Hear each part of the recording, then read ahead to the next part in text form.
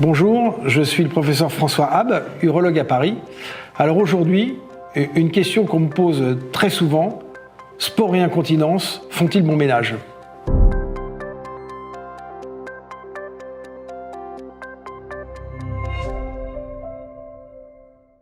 Lorsqu'on souffre d'incontinence urinaire ou qu'on veut essayer d'éviter d'en souffrir, on se pose toujours la question de l'effet positif ou négatif du sport sur le périnée.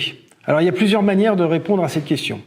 Lorsqu'on souffre d'une incontinence urinaire aux efforts ou à l'effort, bien évidemment que le fait de faire une activité physique va favoriser les fuites urinaires. C'est purement mécanique.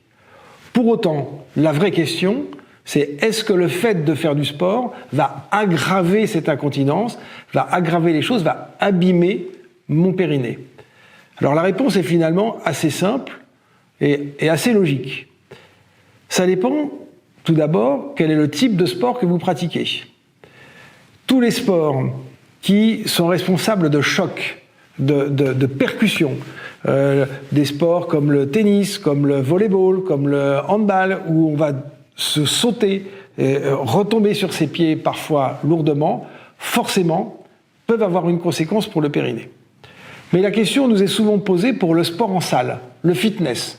Est-ce que c'est dangereux de faire du fitness pour le périnée ? Alors, en fait, la question principale, elle est liée non pas tant au sport lui-même qu'à la manière de faire le sport ou de pratiquer son sport.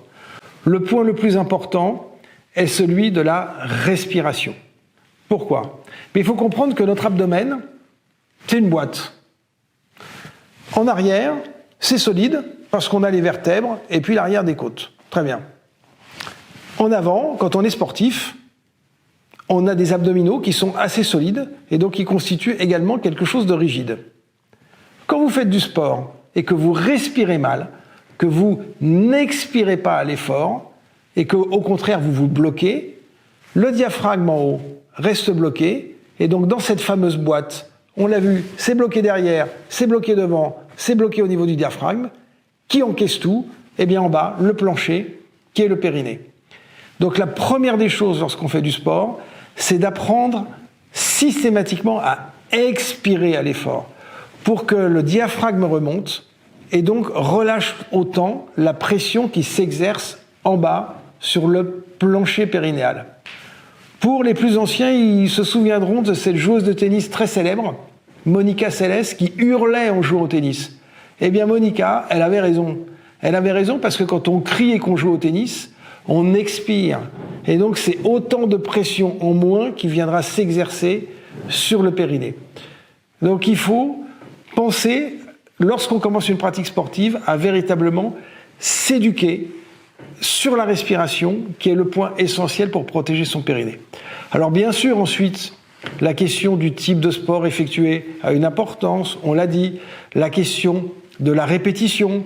Si on fait 3 heures de sport par semaine, 2 heures de sport ou qu'on en fait 2 heures tous les jours, les conséquences ne seront pas les mêmes.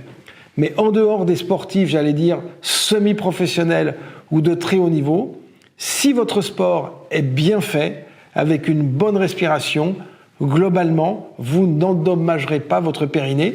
Il est même d'ailleurs tout à fait possible, et c'est ce que je dis à la plupart de mes patientes, même lorsqu'elles ont été opérées d'une incontinence urinaire, de reprendre la pratique sportive. Pensez à vous abonner sur notre chaîne YouTube et à liker cette vidéo pour en assurer la plus large diffusion possible. À bientôt.